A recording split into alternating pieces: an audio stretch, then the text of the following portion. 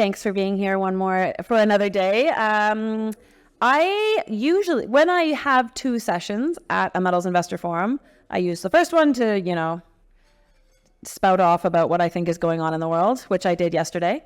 And then I usually use the second one to do, that's very close to my mouth, to give the 2-minute investment thesis for each of the stocks that are here that I own. And obviously you've heard 10 minutes from each of them, but there's a lot of stocks that you hear from and they get mixed up. And, the idea is that if you can't explain something in an elevator pitch, then perhaps you don't understand it. So it's also a good challenge to me to just summarize my thoughts on each stock and see if in 2 minutes I can explain why I own it and what I'm looking for in it. So that's what I'm going to do. Turns out I own half of the company. Oh yes, could we shut the music off?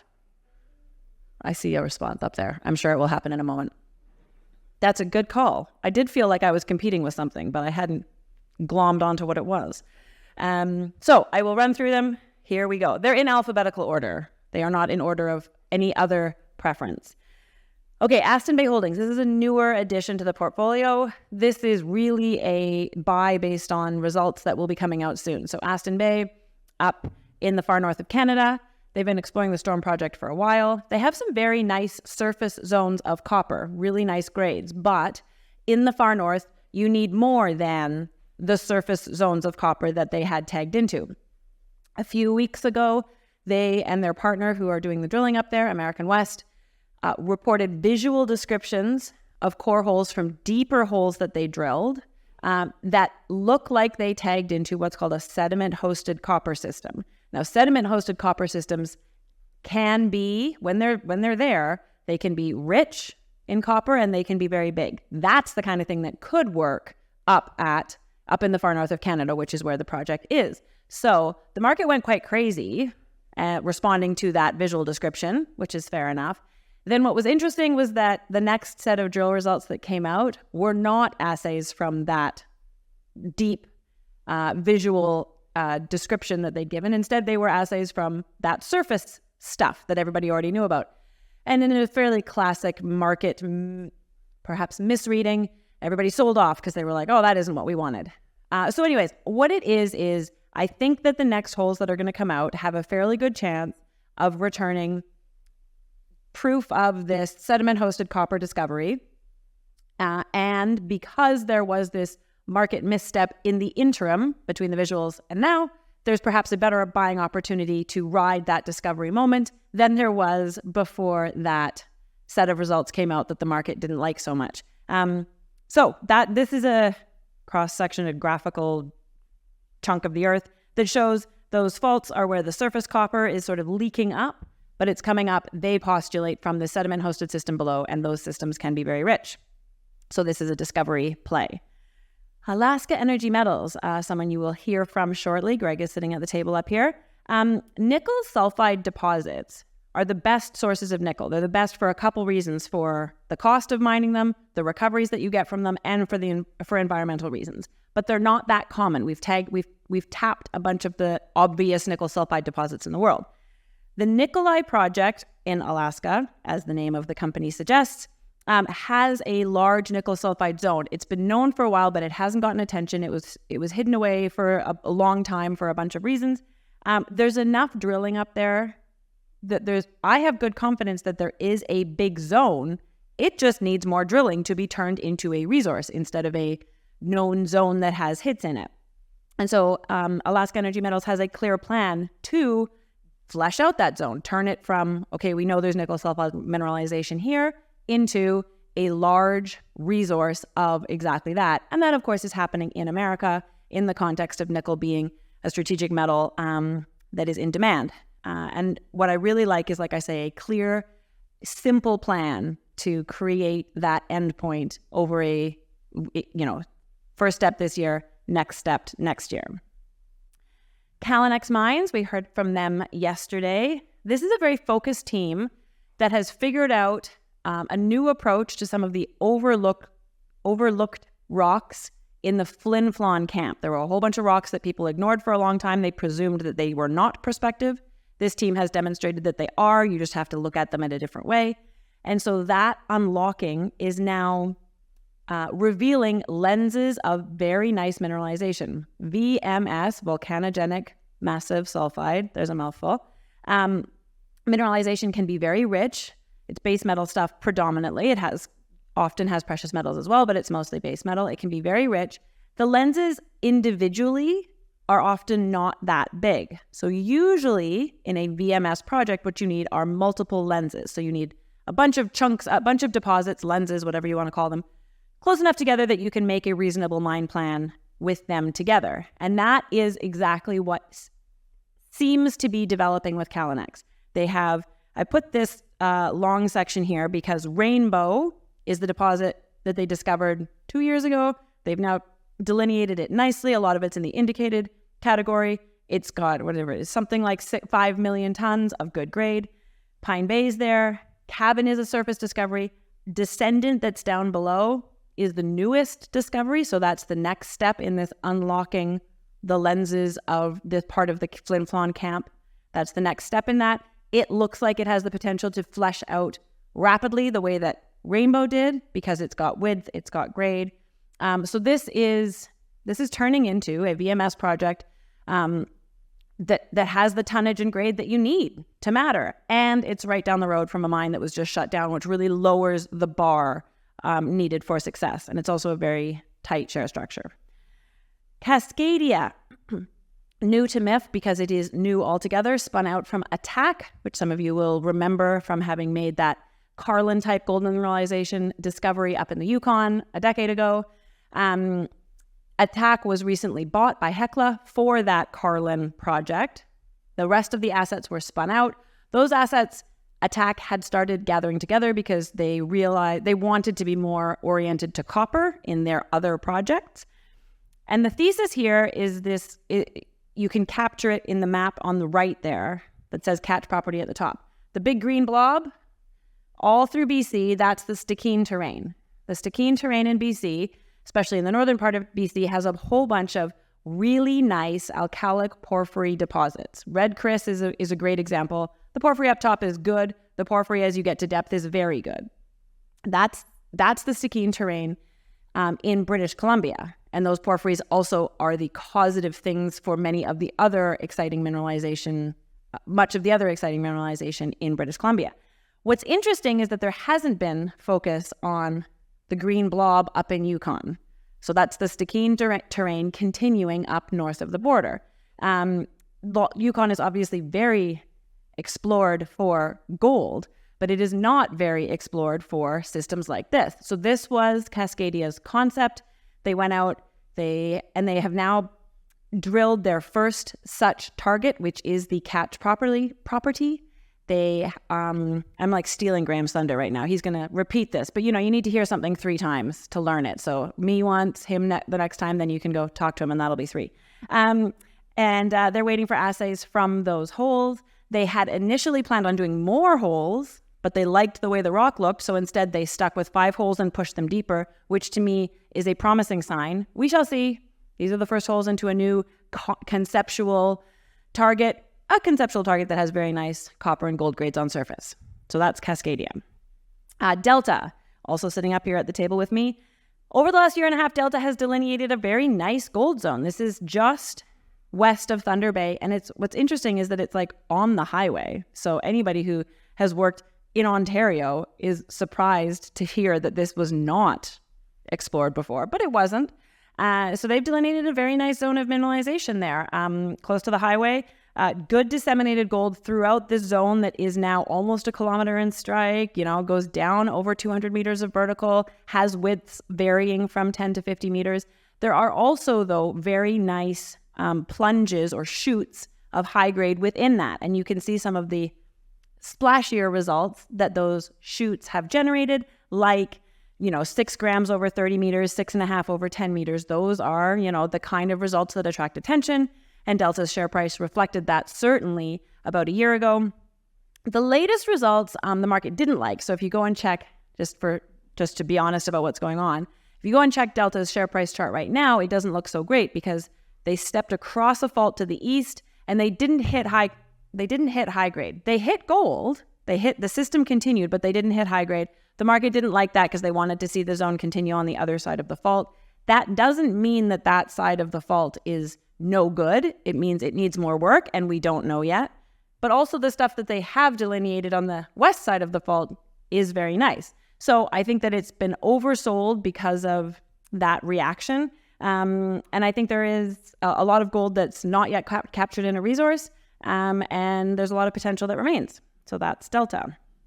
EMX, I'm just going to tell my outlook from EMX with these two charts.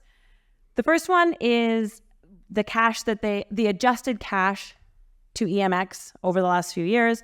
You can see that their costs are in blue, pulling things down. The beige, goldy sort of color is royalties and other payments from producing assets. So you can see that is stepping up. Once we get into 2024 and they can include this year's, you'll note that chunk will be considerably larger again. So the first point there is that there's really nice building royalty cash flow in EMX, and that sets the stage for a re-rating, because royalty companies should re-rate in the market once they have sustainable free cash flow that they can then use to either grow or produce payout dividends. Then the other big point is that patient moves have paid off big for EMX many times in the past. The big Malmesh project that they invested in the far east of Russia created a huge payout for them a couple years ago. The Barrick settlement, which was something they didn't even talk about, but when the resolution happened, that's the big gray bar on 2023. That was 30 million. I don't know the number. Someone can correct me. $30 million that just came in. These are patient efforts that EMX finds and maintains over the years, and they pay off in a big way. There's always things under the hood with EMX, and you're never sure when they will come to light. But those are a big reason to like EMX. Those efforts exist because EMX's technical team can identify opportunities and act on them. And then, the management has the patience to wait it out, work it through, do the legwork. And then there's when we get into a better metals market, royalty companies outperform. So I think you put those factors together, and I think there is reason to think that EMX is set up. The share price chart down there below is, over 20 years of EMX's share price. And yes, it's up and down, but when it goes up, it can go up in a big way. And so I think that EMX is set up for another strong move up, especially once we get into a better market. But because of all of these things that are that it has created, it's making its own luck, so to speak. Onyx Gold, I haven't had on my panel because it is the company that I am on the board of, and so I certainly don't speak about it in my letter because that wouldn't be appropriate, but I do own it because I'm on the board and I like it. So Onyx, big golden soil anomaly associated with an intrusion that is the same age and looks the same on surface as Snowline Gold's Valley discovery. And anybody who follows gold exploration in Canada will probably be familiar with that. Valley has been a very big, splashy, exciting discovery up in the Yukon. The Valley project was staked at the same time that this project was staked, that Onyx's project was staked. Both of those, that was like over a decade ago. Those projects, for different reasons, ended up in the sidelines, in the wings for many, many years. Snowline's Valley came out a few years ago in a focused entity, and they have since made the Valley discovery, which is really exciting. Onyx, their project was in a different company, in High Gold, which was very legitimately focused on its Johnson Tract project. It has now been spun out into Onyx, and the first few holes have been drilled into that project. There's two targets that look a lot like the Valley discovery, two different aspects of the Valley discovery. And we are awaiting assays. That's as much as we can say about that. But it is right up there, looks the same on surface, and that's the play for the King Tut property. Onyx also got High Gold's Ontario assets, which is 3 projects in the Timmins camp. And there's sort of 3 different reasons why those projects are interesting, have potential, are exciting. Bulk gold alongside high grade at the Munro Cruces project, which has always had some very splashy stuff going on. Till-covered, underexplored areas along strike from major deposits, and just the ability to think big because they put years and like 18 deals into consolidating large land packages that have long been fragmented. Targa. So Targa is doing high potential lithium exploration in a couple places. It's doing it in Quebec, which is alongside a whole bunch of other companies doing the same thing. And that's fine. Quebec is the hotspot for hard rock lithium exploration in Canada right now, and that's justified. And so Targa has projects there that it is advancing. And those, for all of its projects, it's mostly soil or lake sediment lithium anomalies that when they overlap with mapped pegmatites. Pegmatites are the rock that come up from the mantle. It's like a kind of intrusion, but it's a particular kind of intrusion that can have spodumene in it. Spodumene is the hard rock lithium crystal that everybody's looking for. So where you have a pegmatite and you have a big old lithium anomaly on top of it, then you go and see if, the pegmatite has the spodumene in it. There's a bunch of people doing that. Targa's doing that in Quebec. That's good. Targa, I think really interestingly, is also doing that in 3 other provinces with projects that I think are really cool. One of them is like on an island called Pegmatite Island that nobody ever noticed because nobody cared about lithium in Canada until the last few years. So nobody paid attention. There's also like Spodumene Hill beside one of their other projects. I'm not even kidding. And so it's really interesting. I think that they're also exploring in other provinces where there's perhaps less competition and where perhaps a discovery might attract a different kind of market attention. Hard rock lithium exploration in Canada is new. There will be a lot of discoveries in the next few years, and I think that those who are on the front of that wave of discoveries with good discoveries, and that will predominantly mean good grade discoveries, I think will do well because the world needs more lithium.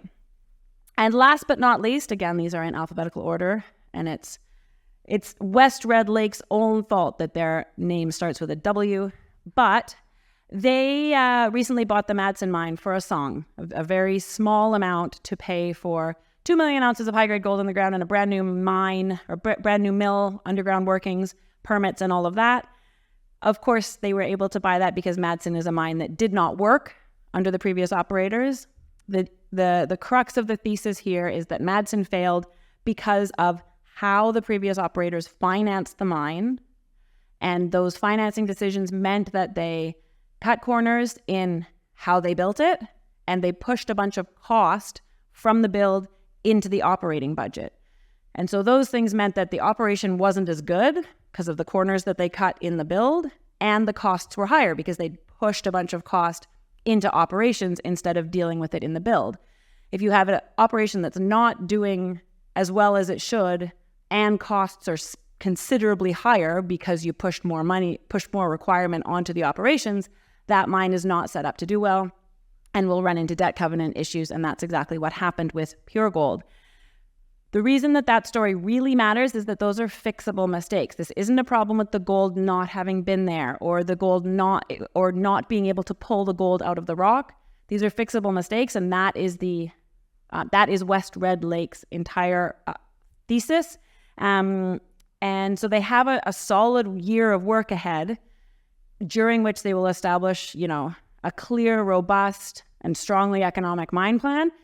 So this isn't going to be a super exciting story tomorrow, but as that mine plan evolves, this is set up to create a lot of value because they bought a fully built hundreds of millions of dollars worth of infrastructure for nothing, and it looks likely that they will be able to fix that and put it into good operation. I've never had this problem before. Sorry, I'm like blinding you all with my breath. And they have strong backing, a very strong team, and a good vision for growth. And that's just the slide that I put at the end of all my talks. And I did it with 57 seconds to spare. Amazing. I don't think those were 2 minutes each. They were probably 3, but hopefully that helps you remember some of the reasons or clarify maybe some of the reasons that these stocks make sense, at least make sense to me.